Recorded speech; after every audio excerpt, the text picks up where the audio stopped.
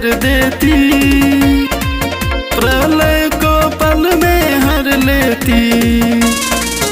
वो पल में प्रलय कर देती, प्रलय को पल में हर लेती। बलशाली को बलहीन कर कमजोर में शक्ति भर देती।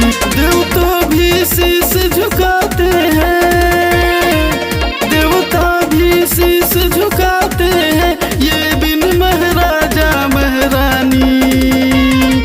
सबसे बड़ी मैया रानी, सबसे बड़ी मैया रानी, सबसे बड़ी मैया रानी, सबसे बड़ी मैया रानी।